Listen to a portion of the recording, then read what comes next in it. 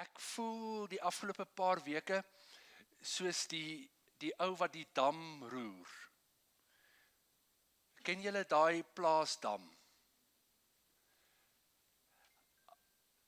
As jy hom los, is hy mooi, jy sien tot onder. Maar as jy inklim en jy begin beweeg, dan kom die goedjies op. Die sluk en die sluik en al die ander goeders en dit begin bietjie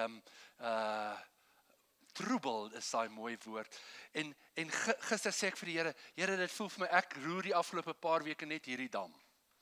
En laat goed opkom en troebel raak en dis nie lekker nie, but it's good. So as jy die afgelope paar weke saam met ons journey in hierdie reeks ingeplant, ons het in die begin gesê, ons gaan spit. Ons gaan spit in hierdie hartstein van ons, want dis nodig, want daar is goeie saad, wat in ons hartstein geplant moet word. Maar daar is ook 'n vyand wat hierdie saad van ons wil steel. En wanneer Jesus die gelykenis van die saaiër verduidelik, dan sê hy, daar's 'n vyand wat die geloof wil steel. Partykeer groei daai saadjie net so bietjie, daar's net bietjie geloof.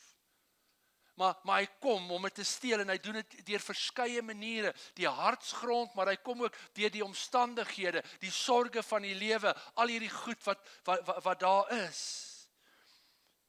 Maar ons het verlede Sondag begin met Paulus, Dawid se woorde in Psalm 65, wat Dawid sê, "U kroon die jaar." En op hierdie stadium voel dit dalk nog nie of die jaar gekroon is nie, en ons is al oor die middel van die jaar, maar ek weet dat die Here iets amazing in elke hart en lewe wil doen. En ons het ook besluit dat hierdie die skrifgedeelte sal wees vir ons Christmas in July, want dis so mooi verklaring. En nou voordat jy na daai skrif kyk, daar luister net gou, so die 26ste Julie, dis ek dink oor 2 Sondae, as ek dit nie mis het nie, is dit ons Christmas in July, en ek wil jou spesiaal uitnooi, dis my verjaarsdag. 'n Mens word net 1 keer 60. En dan word ek 60. Dankie tog vir die waarheid. So ek wil jou nooi om saam met my verjaarsdag te vier. Dit gaan 'n wonderlike dag wees, hier saam. Ek wil dit met niemand anders vier as met julle nie. Ek het my familie en Breggie se familie kom tot van Appington af. Ek weet nou nie of dit vir die 60ste verjaarsdag is nie. Daar's 'n paar ander goedjies wat daarmee saam gaan, maar ek wil dit graag saam met julle nooi. En hierdie jaar het die Here my gekroon dat my verjaarsdag op 'n Sondag is, die 26ste van 2026 word ek 60. Het iets net nou stil geword hier. Ewe skielik. Ek weet nie of die aircon opgehou, maar is nou dalk iets. So jy moet asseblief, as jy saam met ons wil eet na die tyd, jou naam opsit. Moet nou nie wegbly, omdat jy nou niemand ken nie, dis 'n guldige geleentheid om iemand te leer ken. Okay, sit jou naam op, al wat ek vra, wat jy moet bring, jy moet net jou eie eetgerei bring. Want ek wil nie jou skorrelgoed vas na die tyd nie. So bring net jou eie eetgerei, ons sal die kos en alles en die pudding, so jy moet 'n puddingbakkie ook bring. Nee, bring zonkie, pak in wat jy nodig het, pak 'n paar ekstra in, en ons sal seker maak as genoeg borde. Nee, jy moet jou eie bord bring vir die wat nie het nie. Alright, okay, so moenie vergeet om jou naam op te skryf nie, dis amazing. Gaan 'n amazing dag wees, saam met Leon Ferreira, en ons gaan weer droom en al. Okay, kyk net na Psalm 65 in die Passion. Oh man, en ek het oor hierdie skrif gebid. Hy sê, your visitations of glory bless the earth. En ek het vanmôre gesê, Here, will you come with your visitations of glory, die besoekinge van heerlikheid. Your visitations of glory bless the earth. The rivers of God overflow and enrich it. Is dit nie mooi nie? You paint the wheat fields golden as you provide a rich harvest. En dis hoekom ek nie eens die verlede Sondag se nagmaaltafel onklaar gemaak het nie. Ek het daai koringare daar gelos. Kyk net na daai koringare. You paint the wheat fields golden as you provide rich harvests. Every field is watered with abundance of rain. En ons het baie hieroor gepraat al, oor die belangrikheid van water, vir 'n tuin, maar ook die water van ons eie hartstuin, nê. Every field is watered with the abundance of rain, showers soaking the earth and softening the clods. Dis mooi.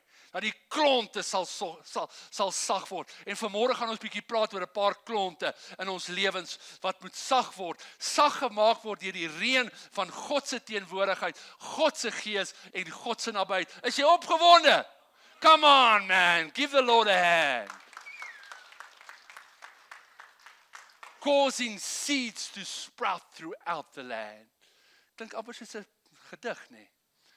You crown the earth with the fruits of your goodness. U kroon die jaar. Luxuriant green pastures boast of your bounty as you make every hillside blossom with joy.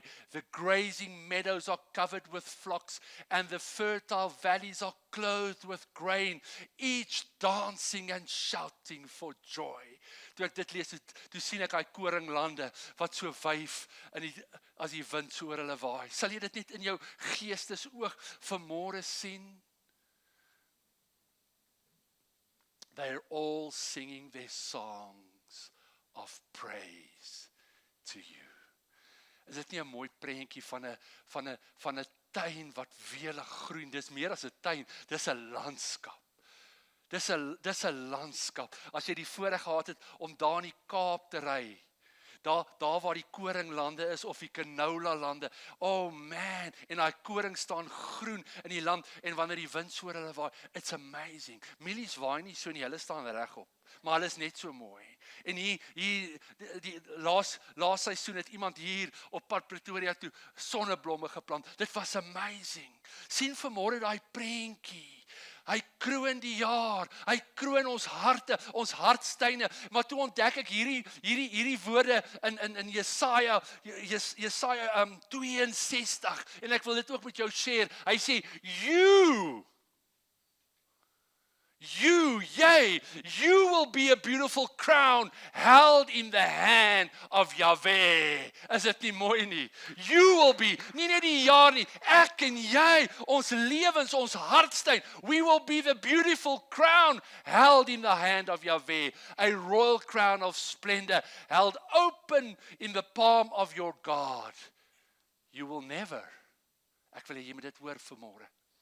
You will never again be called the abandoned one, nor will your land be called deserted, but you will be called, my delight is in you. Wow, is it amazing? He will hold you like a crown in his hand, and never again will you be called desolate.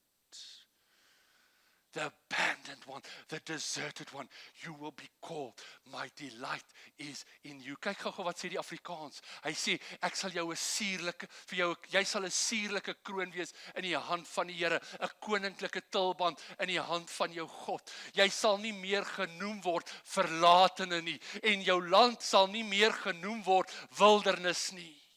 Hy praat hier, Jesaja praat eintlik hier oor Sion. En Sion, maar Sion is ook 'n metafoor vir ons, die uitverkore gelowiges van God. Hy sê, jy sal nie meer genoem word verlatene nie, en jou land sal nie meer genoem word wildernis nie, maar jy sal genoem word my welbehae, en jou land die getroude, want die Here het 'n welbehae in jou, en jou land sal getroud wees. En die King James gebruik 2 woorde hier, Hepzibah en Beulah. Die Afrikaans het dit gemis. Hepzibah was die naam vir die koningin Hiskia, die koning se vrou. Maar Hepzibah beteken ook restoration, herstel. En dis waarna Jesaja hier verwys, die profeet, wanneer God deur die profeet sê, jy sal wees soos 'n suurlike kroon in my hande. Jy sal nie meer genoem word. Jou lewe sal nie meer genoem word verlate nie. Nee. You will be called Hepzibah, restoration, herstel. A transitioning from being forsaken or desolate to be deeply cherished and safeguarded by God. Jo, was dit nie mooi nie? En Beulah beteken om getrou te wees. Secure, veilig. Jy moet dit net neerskryf, as jy nie, skryf net die betekenis van Beulah daar neer. Married, bride. En dit beteken van veiligheid, favored, restored, in loving union with God. Geliefdes. Ek weet die afgelope paar weke het ek daai dam te mekaar gekrap en goed het gesurface wat jy eintlik gebeer het, maar ek wil hê jy moet vanmôre iets hoor. God het jou lief. God het jou lief. God het elke deel van jou lief. The good, the bad and the ugly. Hy het jou hele menswees lief. Hy het daai hart lief, daai hartsteen lief, daai grondgebied lief. Hy het daai harde dele lief. Hy het daai rotsagtige dele lief. Hy het selfs daai dele lief waar die dorings en die dussels nou welig staan. Amen. Ek wil hê jy moet dit vanmôre hoor en God wil hê en God wil jou en my maak dat ek en jy 'n suurlike kroon sal wees.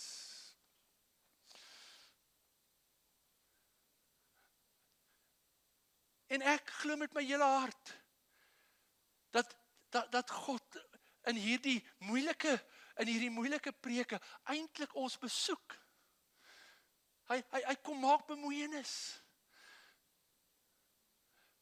En ongelukkig is dit so dat ons lewe in kompartemente sit, jy weet, daar's 'n kerklewe, daar's 'n werklewe, jy weet, en baie keer lyk die kerklewe en die werklewe nie dieselfde nie. En baie keer wil ons geesmens een kant hou, ons sielmens een kant hou, ons vleesmens een kant hou. Nee, ons is 'n eenheid. En ons het nou agtergekom, hier, my hart is dis hier waar die tuin is. Dis hier waar alles gesetel is. Ek het weer gedink aan al die neurons wat in my liggaam is. Ja, ons liggaam is amazing en jy dink net eerlikheid. Daar's miljoene neurons in ons. Onthou jy, van hulle lyk so saailinge. En dan daai wat ons laas week oor gepraat het, daai Purkinje neurons, miljoene van dit hier in hierdie klein breintjie. Ja, en dit lyk soos 'n boom. Amazing. God is lief vir jou. Jy's uniek geskape in sy beeld. Kan jy imagine hoe complicated, intricate moet God wees as ek en jy so kompleks is. Party is meer kompleks as ander. Maar ek wil hê jy moet iets hoor. God het jou lief. God het jou lief. En mag ons altyd onthou dat die grond van ons hart, die geboorteplek en die voedingsbron is van alles, van ons denke, ons gedagtes, net soos wat grond die plante stabiliseer, so stabiliseer plante ook die grond. Want daai wortels hou die grond by mekaar. In hierdie week toe sê ek vir Freddy, jong, daai bossies wat daar in daai hoek groei, hulle lyk nou baie mooi daar in daai hoek van die gras, maar hulle is eintlik besig om groter en groter te word. Eintlik het my vrou dit uitgewys. Ek weet dit, maar ek ignoreer dit. Want is werk. Toe sê ek, Freddy, begin bietjie daai bossies uitspit. En gister toe ek weer die housepipe, ek love a housepipe. En terwyl ek het spuit, dink ek, ons moet nou hierdie grasies plat rol, want hulle staan nou, want ons het nou kies ek, gaan ek nou hier net die gras nat spuit, en gaan ek nou daai deel wat nog nie omgespit is, uitgehaal is, ook nat spuit, of gaan ek hulle ignore? Dog ek nie, ek moet hulle nat spuit, want die grond moet sag wees, sodat ek daai wortels kan uithaal, want het help nie net, ek haal net die bodeel uit nie, ek moet die wortels uithaal, maar wortels is 'n wonderlike ding, want wortels hou die grond by mekaar. Ons hart hou alles by mekaar. Maar hier in ons hart is alles vas wat groei. hier in ons koppe, in ons denke en alles. En daarom sê Paulus wanneer hy aan die Efesiërs skryf, en dis nie op die bord nie, hy sê laat Christus deur julle in julle harte woon. Hy sê julle wat hom liefhet, hy sê wees gewortel en gegrond in liefde. Efesiërs 3 vers 17. So verlede Sondag het ek melding gemaak oor die feit dat ons 'n hoëpriester het. Jesus. Sê dankbaar vir daai hoëpriester wat met ons swakhede medelee het. Wat alles ervaar en beleef het wat ons ervaar. En ek het weer daaroor gedink, toe sy bediening begin het, toe sy daar in die wildernis, en toe kom die vyand, met 'n klomp versoekings. En hier aan die einde kom die vyand weer daar in Getsemane. En daar's 'n klomp goed wat hy moet beleef, maar die wonder daarvan is, omdat hy al hierdie goed beleef het, het ek en jy 'n hoëpriester wat met ons swakhede medelee het. En ons moet dit nie vergeet nie. Dis die wonder van ons God. Ons God weet hoe voel dit om mens te wees, want sy seun was volkome mens. Maar laasweek het ek die water geroer, toe ek gesê het, dis daai hoekom vra. Onthou julle nog daai hoekom vra? Ek het net 4 uitgelig, maar dit kan baie goed wees. Onthou julle? En daai hoekom vra is, ons wil weet wat dit beteken. Hoekom? Maar ek weet nie of jy ook al tot die besef gekom het, dat daai vraag is dikwels onversadigbaar. Want een vraag lei na 'n ander vraag, en dit word net meer. En baie van daai vrae gaan ek en jy nie voor antwoorde kry hier nie. En baie keer sê mense, ja, as ek eendag in die hemel kom, gaan ek net vir die Here 'n paar goed vra. Ek wil vanmôre vir jou sê, in my onkunde wil ek vir jou sê, jy gaan vir die Here niks vra nie. Want hy sê, nou sien ons in 'n spieël soos 'n raaisel, maar daar sal ons sien van aangesig tot aangesig. Daar sal alles vir jou sin maak. You won't need an explanation, and you're definitely not going to ask God for an explanation, because you will know. Maar terwyl ons hier op aarde is, ek onthou julle, ek het 3 goed gesê, 3 hoekom vra. Hoekom kan ek nie hierdie gewoonte of hierdie sonde oorwin nie? Daai groot een, maar hoekom het God dit toegelaat? Hoekom het my lewensmaat my nie meer lief nie? Hoekom moet my kind so ly? Dit was die 4. Maar daar's baie meer. Miskien het jy in die week weer daaroor gedink, weer daarna geluister het, en miskien het jy jou eie hoekom vraag. En ek het weer na dit gekyk, en toe dink ek, ja, baie keer sê ons, alles gebeur met 'n rede, en dit is so, alles gebeur met 'n rede, maar ek wil vanmôre sê, dis nie altyd 'n goeie rede nie. Hoor jy vanmôre? Alles wat gebeur met 'n rede, maar dis nie altyd 'n goeie rede nie.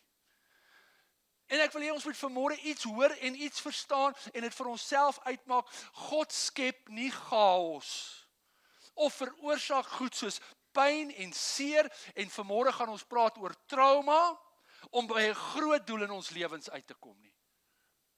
Nee. God kan dit dikwels gebruik, maar hy is nie die outeur daarvan nie. Sal iemand sê amen? Hy is nie die outeur. God hoef nie jou seer te maak of jou pyn te laat verduur om iets te bewys nie. Dis nie wie God is nie. En ons het dit vanmôre gesing, maar Johannes skryf daaroor. Hy sê, God is lig en daar is geen duisternis in hom nie. Dan sê jy, maar hoekom gebeur hierdie goed? Okay, ons gaan naby kom. Maar kan ons dit vanmôre vir onsself uitmaak? En baie keer wanneer ek bid vir my kinders en so aan, dan vra ek vir die Here, en dis maar 'n ouer gebed. Here, ek bid dat my kinders by U uitkom, maar nie deur 'n tragedy nie.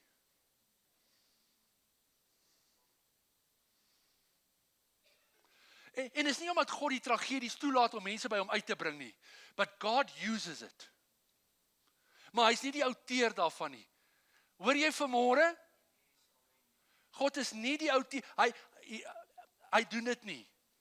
Hy doen dit nie. God het nie nodig om dit te doen nie, inteendeel, hy kan dit nie doen nie, want dis nie wie hy is nie, daar's geen duisternis in hom nie, sê Johannes. Maar ons weet wel, en ons het daarna gekyk nou in hierdie reeks. Daar is 'n vyand.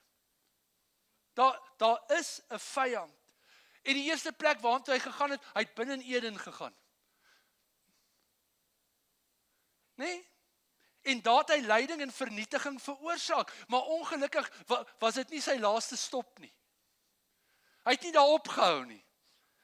Dit was nie sy laaste poging nie. Nee. Ons weet dat hy kom keer op keer en hy kom na ons toe.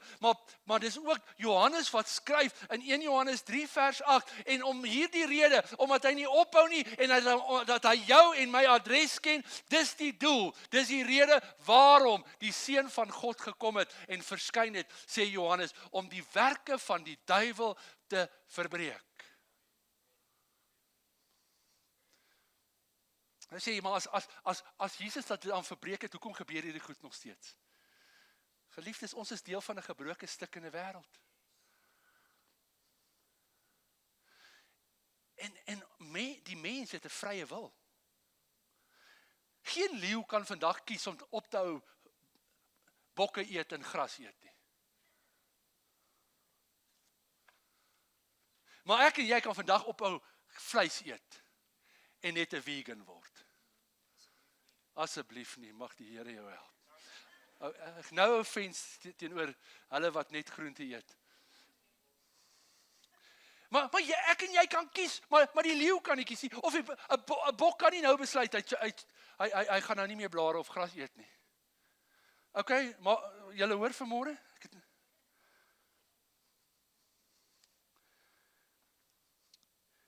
En baie van die goed wat ek en jy ervaar en beleef, is keuses is ons eie keuses en keuses van ander mense.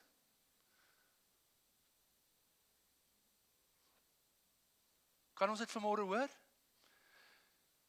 So vanmôre wil ek hê ons moet stil staan by iets wat baie moeilik is, en dis trauma.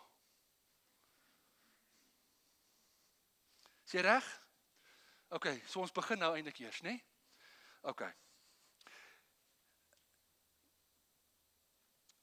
Ons almal het al eers in ons lewe trauma beleef of ervaar dit tans. Party mense weet presies waar hulle trauma gebeur het. Maar by ander mense lê dit in hulle bewustheid.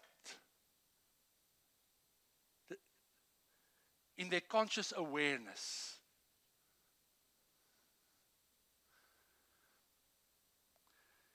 So 'n goeie definisie van trauma, ek het nou die afkorting daar gesit, want laat jy nou net eers, kom ons kyk eers na die definisie, dan sê ek vir jou waar kom dit vandaan, want andersins gaan jy dadelik nou dalk bietjie skop.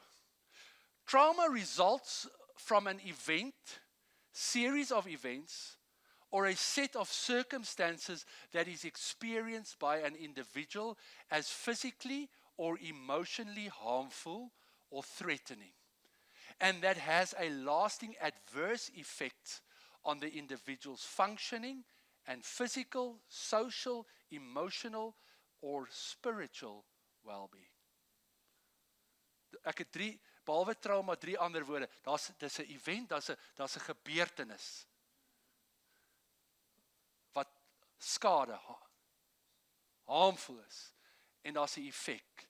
Okay, nou wonder jy seker waarvoor staan SAMHSA, dis die Substance Abuse and Mental Health Services Administration. Dis hulle in Amerika, dis hulle sin. Want dit dog ek, die oomblik as ek nou sê substance abuse of mental, dan wil ons nou uitklas, ja, maar dis nou nie fokus op wat trauma is. Sal jy met my saamstem, dis 'n goeie verduideliking van wat trauma is? Daar het iets gebeur, daar was 'n event.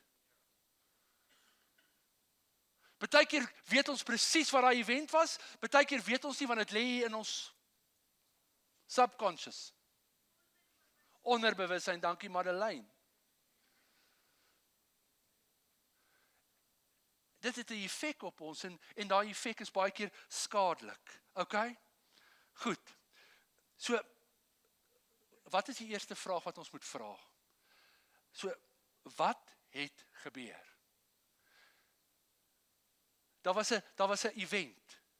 Iets het gebeur. Traumatiese gebeure vind elke dag om ons plaas. En ek het nou net 'n paar goed uitgelig. Ek kan nie alles nie. Ek is nou soos daai ouens wat met 'n netvis vang. Jy gooi dit so uit en dan sprei jy, dan hoop jy vang iets. So ek gooi net 'n wye net vanmôre. Maar dit is nie 'n all-inclusive nie, hoor. Okay. So ek het hier geskryf, dit kan slegte kleintyd ervarings wees wat trauma veroorsaak het. Fisies, emosioneel, seksuele misbruik, 'n egskeiding van ouers, 'n ouer wat verslaaf is, huishoudelike geweld. Al daai goeters kan trauma veroorsaak by 'n kind. Wel, dit kan trauma veroorsaak by 'n groot mens ook as jy in daai omstandighede is. Okay. Maar trauma kan ook goed wees soos misdaad en geweld. Ek dink toe terug aan my tyd en baie van julle se tyd, ouens van ons wat in die weermag was en wat op die grens was en kontakte beleef het en gesien het. Daai goeters is trauma. Dit sit hier. En baie, ek was nou nie so jonk nie, maar baie ouetjies was 18, 19, 17 toe hulle daar is en daai goed beleef het. Ek het gesien as kapelaan daarbo, toe ek saam met 3-2 bataljon was, hoe ek arme jong synertjie in 'n kontak was en toe hy terugkom, ons het gesê, hulle het gesê hy lei aan bomskok, maar dit was trauma. Okay, sê ek genoeg. So dit kan 'n legio goed wees. Ek het sommer net gedink aan die trauma wat COVID veroorsaak het in baie mense se lewens. Dink aan natuurlike goed wat gebeur, rampe soos 'n tsunami. Dit kan trauma veroorsaak. Geliefdes, dink julle vir 'n oomblik, hierdie hele ding wat ons nou die dag beleef het van March to March, het nie trauma by mense veroorsaak nie. Kan jy dink, jy het nou gekom om 'n lewe te maak en nou moet jy vlug? Dis verskriklik. Ja, en baie keer is ons, daai tipe ouens, gelukkig is dit nou nie naby my lyf gekom nie. Maar kan jy imagine, en ons kan sê, ja goed, ek wil nou nie, kom ons los dit. Okay. Maar ek het die voorreg gehad om 'n paar keer in Rwanda te wees, en ek het daai duisende skedels gesien, en beendere van mense wat doodgemaak is in 'n volksmoord. So trauma kan baie goed wees, nê? Trauma kan moord en selfdood en mense, maak ek myself duidelik, jy verstaan, daar kan 'n klomp goed wees. So daar was 'n iets wat gebeur het. Die tweede ding is die effek. En dit is belangrik dat ons sal onderskei tussen die effek van die trauma en die traumatiese gebeurtenis, die event. Want die effek is die wond wat die gebeurtenis agtergelaat het. Daai harm, daai skade. Is jy met my? Okay, so verstaan ons dit. So dit spreek daai 3 goed aan. So wat doen trauma? Trauma veroorsaak verandering. En toe dink ek, trauma is soos 'n aardbewing. Ek wou net weer terugkom na die tuin ding toe, jy weet. Trauma is soos 'n aardbewing. Wanneer die aarde bewe, wanneer daar 'n groot aardbewing is daar 'n skudding, maar dit verander die landskap. As jy trauma in jou lewe beleef, verander dit die landskap van jou hart. Maar trauma, 'n aardbewing het ook aftershocks, naskokke, né? Trauma ook. En daai naskokke beïnvloed 'n klomp goeters, gewoonlik toekomstige goed. En jy moet skryf as jy wil skryf, goed soos ongewenste gedrag, optredes, goed wat gebeur wat goed trigger. Toe ek daaroor dink, dis nou miskien 'n stupid voorbeeld, hier was ek op plek met die naam van Porto hier, hulle het vis en chips verkoop en een keer te koop ons daar vis en chips en ek raak toe siek van daai, ek dink nie dit was dit nie, maar dit was die konnotasie, en as ek daai reuk van vis kry, it's a trigger. Maar daar's ander groter triggers van goed wat iets trigger van iets wat toegebeur het. En ek het in my eie lewetjie agtergekom, partykeer dan soos in die week was ek by iemand en ons praat oor goed van die verlede en daai aand toe droom ek weer van daai goed, dit trigger dit. Ken julle dit? OK. So ek praat nou nie sommer nie. Alright. Goed. Nou daar word gepraat van 'n window of tolerance, 'n toleransiefenster of 'n stresrampie. Ons het dit almal. En dit is ons kapasiteit om stresvolle goed te hanteer. Wanneer daar 'n ooraktivering is van hierdie venster, dis gewoonlik wanneer ons wil veg of vlug. En nou ons gaan nou by daai prentjie kom wat ek vir jou gestuur het, want jy sal dit daar sien. So as ek sekere goed, as ons het almal hierdie venster, party se venster is kleiner en ander het 'n groter venster. Dan hang net af hoe jy al geprogress het met jou eie hartstein, jy weet. Party ouens die geringste dingetjie trigger hulle. Ander ouens kan ander goed beleef en dink jy, hey, daai goed roer hy ou nie eers nie. Ek sou al lankal, my meter sou al lankal van 0 tot 100 gewees het in die rooi. OK? Julle verstaan waarby ek is? OK, so ons het so dit is daai as ons onder daai toleransiefenster in beweeg, dis daai oomblikke wanneer ons vries. Jy weet, jy's bietjie jy word so lam. Daar's 'n numbness wat oor jou kom. Dis fisies of emosioneel. Daar's 'n afgestomptheid, daar's sommer 'n moegheid wat oor jou kom wat jy nie kan verduidelik nie.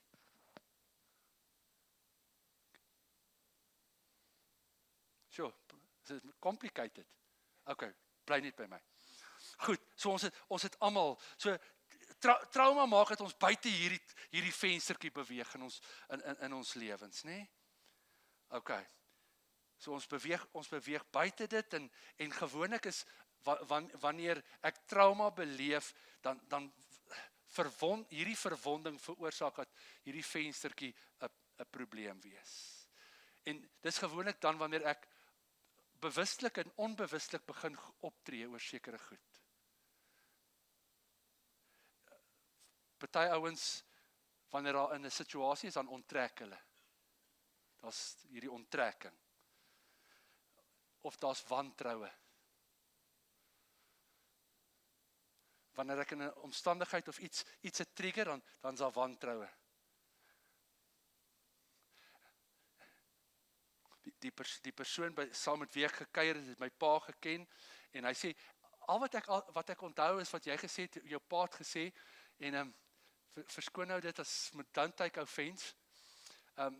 Ek onthou, my pa, na hy afgetree het, was hy en my swaar, hulle het so harde ware boumateriaal plek gehad, en my pa was baie lief vir die Here, en 'n goeie, gaan ons sê goeie Christen nie, almal is goeie Christene, maar my pa het altyd gesê, wanneer iemand by die winkel inkom en hulle begin kerk praat of godsdienst, dan moet hulle cash betaal. So Ernst het dit hom getrigger, daar was 'n wantroue. Iemand het hom raak gery.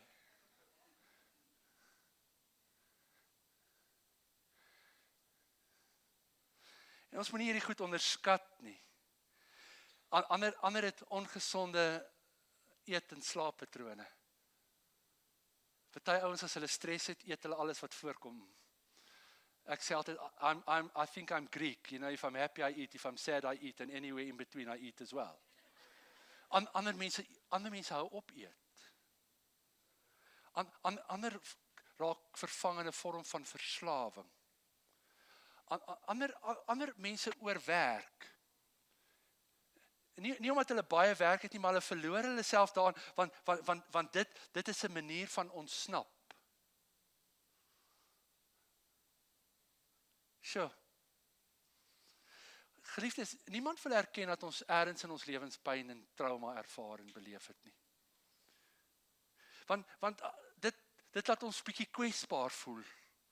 Dit laat ons buite beheer en magteloos voel. Maar weet jy wat, dis eintlik net mens. Ons het almal dit al ergens iets in ons lewens beleef. Maar trauma hoef nie noodwendig iets te wees wat met jou gebeur het nie. Dit kan ook iets wees wat nie met jou gebeur het nie. Nou moet jy jou handbriek vasmaak en luister.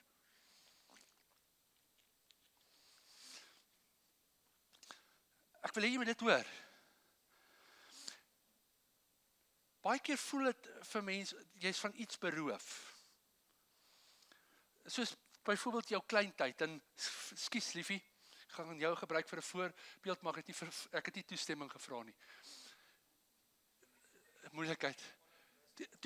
Toe Breggie klein was, hulle pa was lankal weg, en hulle mate, hulle het 'n baie jonger sussie gehad, hulle ma moes voltyds werk, en ook 'n lewe, en dan moes sy die klein sussie oppas.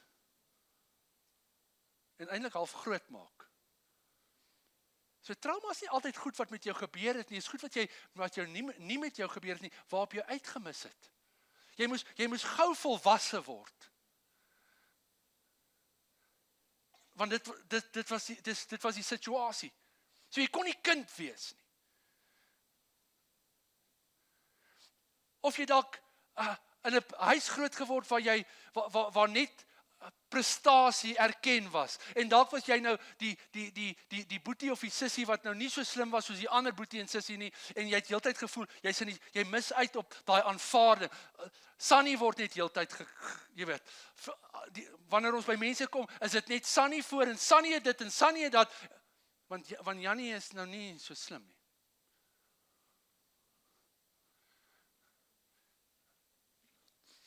Okay, moet ek nog ietsie sê, of is dit genoeg gesê van dit?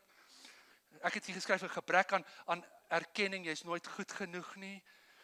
En hulle sê, hierdie tipe trauma noem hulle ontwikkelingstrauma, development trauma, veral by kinders.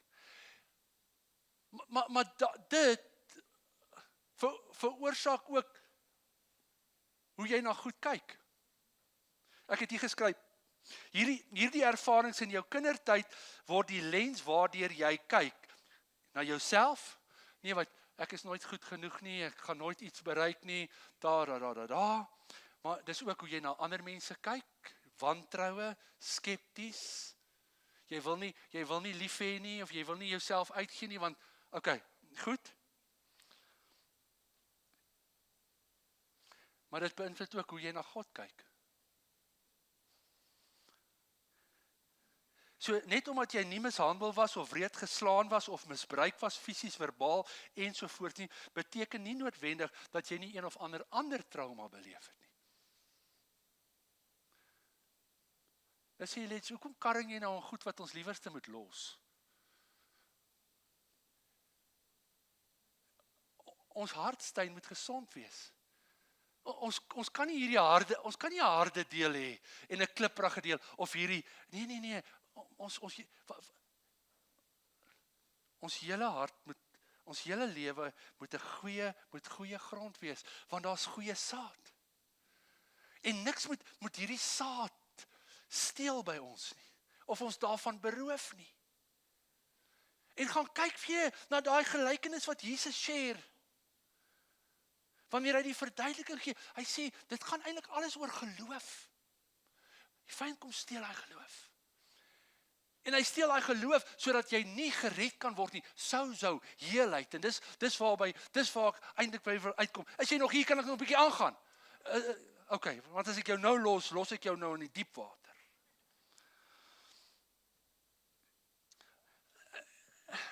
En toe ek hieroor dink, tog ek, nie alles wat in ons lewens gebeur het, in ons opvoeding en ons groot word, was sleg nie.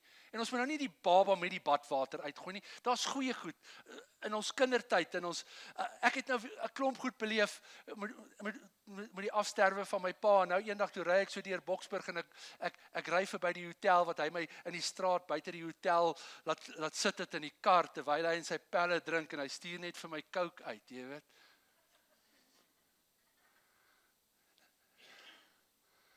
Ek kan nou nie alles vir julle vertel wat toe gebeur het nie, want dit is bietjie embarrassing, as jy 'n laaitie is, en jy's te bang om uit te klim, jy klim nie eens uit om te piepie nie, jy piepie maar in jou broek.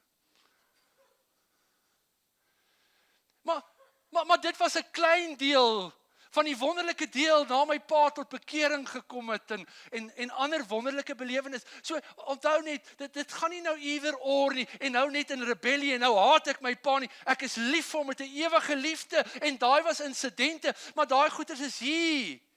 En dis wanneer jy deur hierdie goed gaan en trauma beleef en die verlies van 'n geliefde, dan kom hierdie goed weer op en dan moet jy daarmee kan deel en werk en dit omspit en sê, weet jy wat, dit was a good learning curve. Want nooit het ek my kinders in 'n kar laat los nie. En dank die Here, nooit het ek nodig gehad of die behoefte gehad om vas te haak by 'n plek nie. En dis genade. Dis genade. Okay. So ek wil hê ons moet vanmôre uitkom en ek krap net ek roer nou net daai water.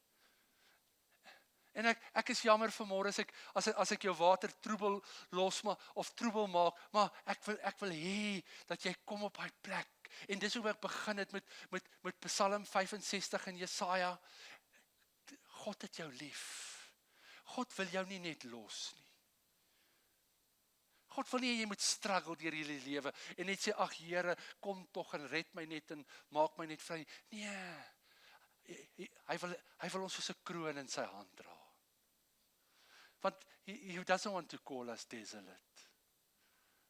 Wilderness, nee, Hepzibah, my beminde. En dit is nie asof God jou minder lief het omdat jy flaws het nie. Ek dink God het jou meer lief omdat jy flaws het. Want dis waarvoor hy gekom het en waarvoor hy sy seun gestuur het. So, hoe kom ek en jy by hierdie heelheid, wholeness uit, sozo? So waar begin ons? Ons begin by erkenning. Acknowledgement. Erken teenoor jouself.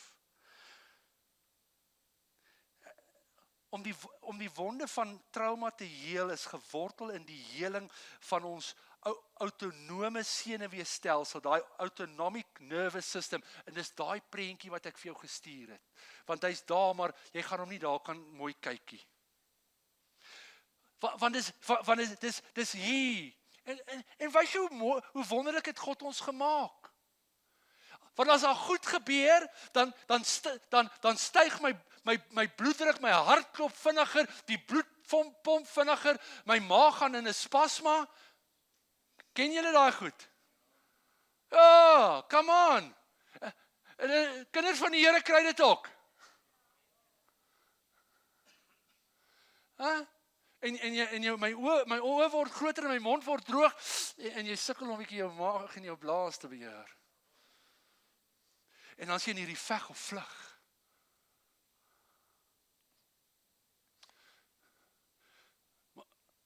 So dis daai, gaan kyk dit bietjie by die huis. So daai simptome, increases heart rate, raises blood pressure. God het ons uniek gemaak, hè. Maar daar's ook die ander deel. En ek wil daarby uitkom uit 'n geestelike plek uit. Okay, so los nou maar daai prentjie, jy kan hom weer na gaan kyk. So daar's 3 maniere wat ek net vir jou wil voorhou. Hoe 'n mens kan kom op hierdie plek om jou eie senuweestelsel te help. Daar's drie goed. Hulle sê die eerste een is 'n grondingstegniek. En jy begin deur diep asem te haal. Stefan, jy moet jou bakkie vir my terugbring, dan gaan ek vir jou 'n nuwe spekboompie plant. En elkeen wie se spekboompies gevrek het, sal ek maar 'n bietjie help. En wie hoe amazing is dit hoe God in die begin van hierdie jaar vir ons 'n simpel spekboompie gegee het. En julle weet wat doen 'n spekboompie? Hy vat veilig en hy absorbeer dit en hy laat goeie, gesonde. Is dit nie amazing nie? En wat is ons, kan julle nog onthou wat is ons skrif vir hierdie jaar? Psalm 150, let everything that has breath and every breath of life praise the Lord. Wow. En hier is dit nou. Haal net bietjie asem. Haal diep asem. Die wetenskap sê, Ons probleem is, ons haal almal te oppervlakkig asem. Jy moet diep asemhaal. We all panting, jy weet, ons is amper soos moeg hondjies, jy weet. Okay, goed. Too much. En ook met 'n bewustheid te leef. Dink bietjie aan wat Jesus gesê het vir die skare. Hulle was so op en getens en gealles. En hy sê, hey, wil jy net so 'n bietjie weer kyk na die voeltjies van die lug hier? En die lelies van die veld. Die voeltjies maak nie by mekaar nie en hulle pot nie op nie, maar God sorg vir hulle. Ek was vanmôre bietjie laat, maar ek het nie uit my erf uitgery totdat ek die voeltjies se kos uitgegooi het nie. En ek is nie die bron nie, God is die bron, but I'm the instrument. En ek sê nie almal moet voeltjies voer nie, maar it just does something, it grounds you, en die besef. Ja, maar dis mos nou nie God wat, dis mos jy. Ja, maar wie sorg vir my? God. Okay, goed. Selfversorging.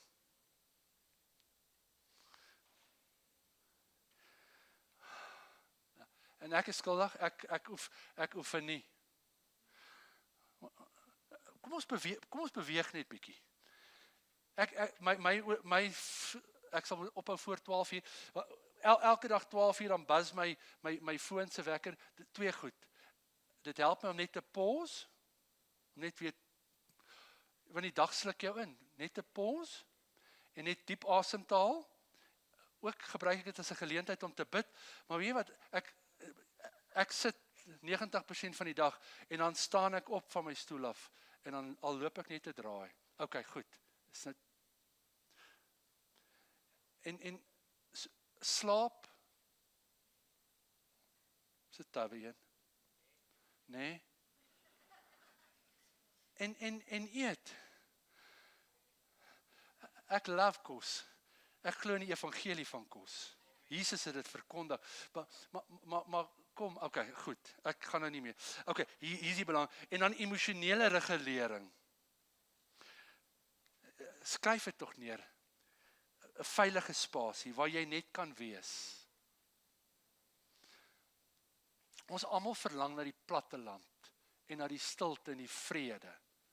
En hierdie jaar het ons dit gemis en elke jaar is dit net, ek wil net op daai rooi duin gaan sit. Want dit doen net iets. Geliefdes, net so belangrik is verhoudings. En onthou jy, dink bietjie aan toe God daai tuin geplant het, grasspruitjies, plante wat saad dra, en bome wat vrug dra. Onthou ons het daaroor gepraat. Vriendskappe, geliefdes, dis belangrik. Dis belangrik. Okay. Hier, trauma wil 'n diskonneksie bring tussen jou en ander, tussen jou en God. Dit wil jou isoleer en dis die set van die vyand. He wants to isolate you.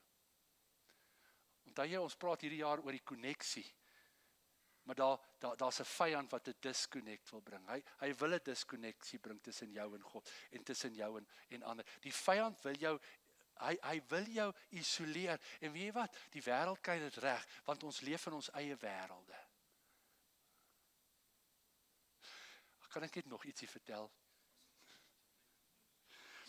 So, my sussie se dogter was hoogswanger, en sy gaan toe na 'n troue toe van, wat is daai girl se naam, liefie, Liane? Een of ander aktrise op die TV. Sy het in wat gespeel? Seven Alarm. En my pa was so kwaad omdat sy kleindogter na hierdie troue toe gaan, want sy is hoogswanger. Hy sê, en hoekom wil sy nou na Ad Koster se girlfriend se troue toe gaan? Liandi Durant. Hoekom wil sy na Ad Koster se, Ad Koster is mos wel die ou op, nee man, binneland, liefie, nie Seven Alarm, something like that. Ja, nou vang ek julle uit. Okay, maak nie saakie. Maar, so my pa, hoekom wil jy... Maar sien jy, mense leef hulle in stories, en ons leef ons in op social media, En ons hou ander mense se lewens dop en dan raak ons ongelukkig met ons lewens. Want ons bly onsself vergelyk. OK, ek dink ek het en ek wil net sê, die vyand wil mense isoleer en hy wil jou in eensaamheid bring, want dan kan hy met jou kop smokkel. Want aan die einde van die dag wil hy hê, jy moet kom op 'n plek waar jy in so diep gat van eensaamheid en ellende en smart is, dat jy voel is nie meer die moeite werd nie, om te leef nie. Maar dan hoef hy nou nie enigiets te doen, dan doen jy sommer die werk vir hom. OK. So, ek beloof julle, ek is nou klaar. Toe ek hieroor dink, toe dink ek aan die wonderlike uitnodiging van Matteus 6, waar Jesus praat oor gebed. Dan sê hy ons moet in ons binnekamer gaan, maar Eugene Peterson, en hy is nou al in die hemel, skryf in die message parafrase, dit so mooi, en hier is dit. En ek wil hê, jy moet dit saam jou huis toe vat, dis op jou blaadjie. Hy sê, for here is what I want you to do. Hy sê, find a quiet, secluded place. So you won't be tempted to role play before God. Just be there as simply and as honestly as you can manage. Dis mooi, hè? The focus will shift from you to God and you will begin to sense His grace. Is dit nie mooi nie? Net hy plek te kry.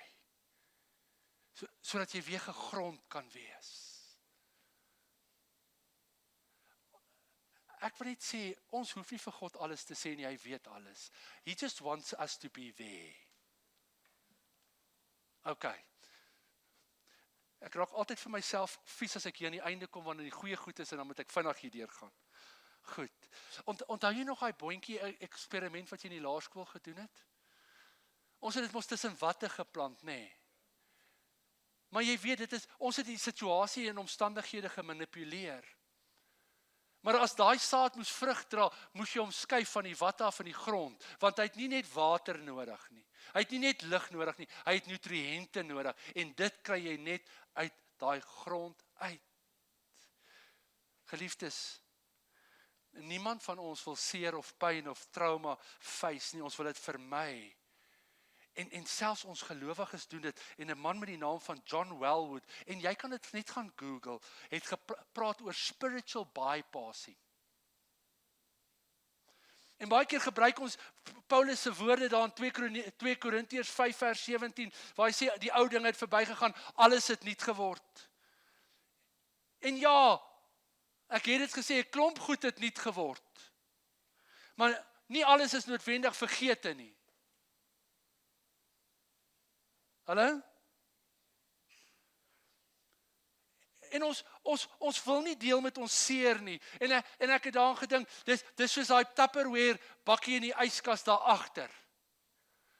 Jy weet, jy het hom daar gesit om dit te bære, en dan het jy van hom vergeet, maar die dag as jy daai yskas skoonmaak, en jy kry daai bakkie daar agter, en jy hom so oopmaak, dan wil jy liewer die bakkie weggooi. En so voel ons wil liewer daai goed weggooi. Maar ek wil vanmôre vir jou sê, dit werk nie so met ons lewens nie. Jy kan die tapper en die inhoud wat stink en vrot en gegroei het, weggooi, maar jy kan nie. Dis wie ons is.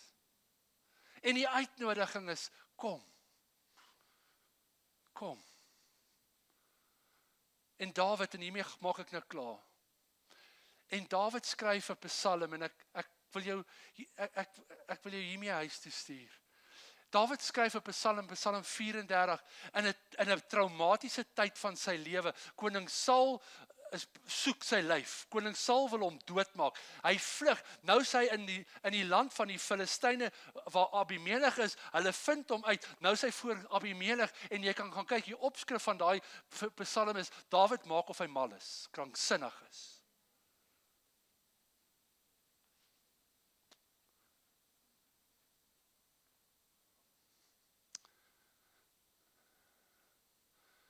En dan skryf Dawid, hy sê die Here is naby aan die wat gebroken van hart is. En hy verlos die wat verslaas van gees. Kyk wat sê die message, hy sê, if your heart is broken, you'll find God right there. Oh, is dit nie mooi nie? Ek wil vanmôre vir jou sê, as ek vanmôre die water troebel gemaak het, no, God is there. God is vanmôre hier. En as dit vanmôre vir jou gevoel het, soos 'n skop in die maag, hy sal jou help om jou asem terug te kry. Die Passion sê, the Lord is close to all those whose hearts are crushed by pain. Oh.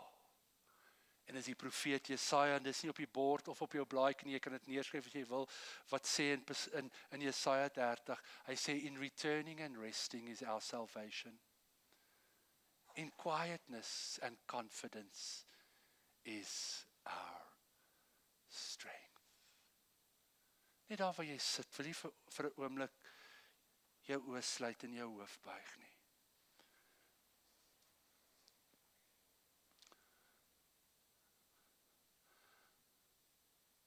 As ek vanmôre die waters van jou hart en jou gees laat troebel word, dit vra ek verskoning. As die manier waarop ek dit gedoen het, dalk jou enigstens ongemaklik laat voel het. Maar die uitnodiging kom van God af. Heelheid. Wholeness. En my gebed vanmôre vir my en vir jou,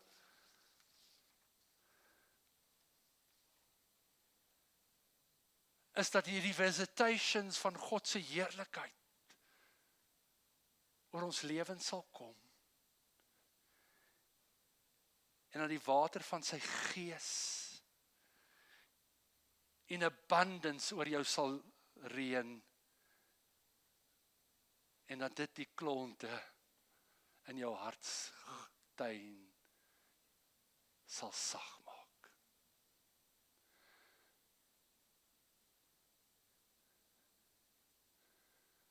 En ek wil net hê jy moet een ding hoor vanmôre. God het jou lief.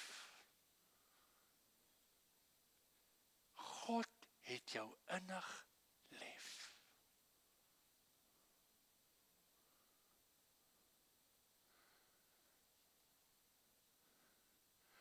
God het jou te lief om jou te los. God het jou te lief om in jou gebrokenheid te los. Want hy het sy seun gestuur om te sterf sodat jy die lewe en die oorvloed van lewe kan hê.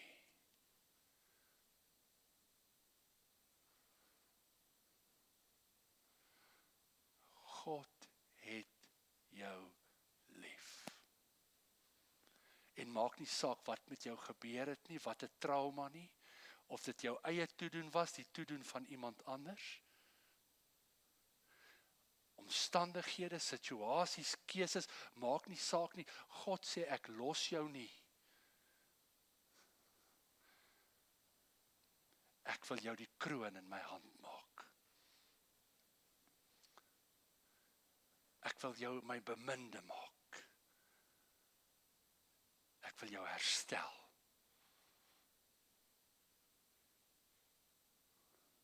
Maar jy moet my toelaat, sê die Here.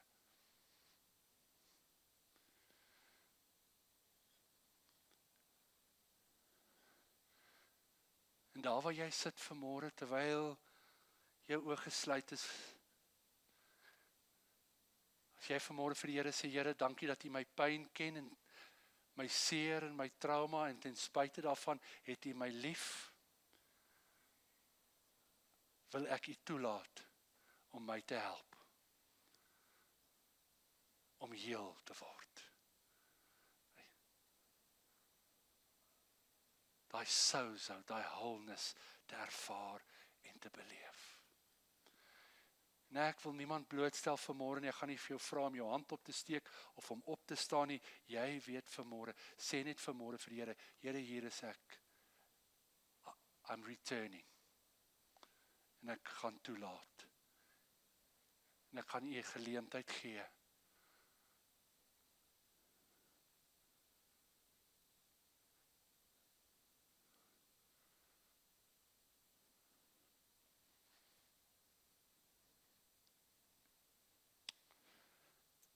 Halleluja.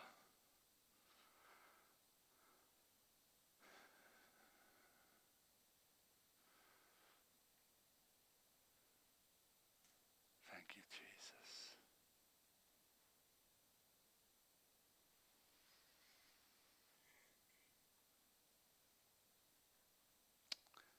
Dankie Heilige Gees, dat u die een is wat in ons lewens is. U kies om in ons te bly ten spyte van. En vanmôre moet ons dalk net tot die besef kom en ook gemaklik en tuis raak in onsself. In wie ons is, maar in wie ons kan wees. Here, vanmôre bid ek vir myself en ek bid vanmôre vir elkeen wat hier sit en elkeen wat later gaan luister en gaan hoor. Here, dat u deur u Gees sal kom en in ons hartstuine sal werk. Heilige Gees, ek bid vir daai reën, the abundance of rain, the visitations of your glory. Dat dit sal kom wanneer ons in die teenwoordigheid gaan sit, daai stil plek uitkies om u toe te laat, om deur u Gees in ons te kom werk, en dat u daai harde kluite sal sag maak, en herstel en genesing sal bring, vergifnis en vryspraak, heling.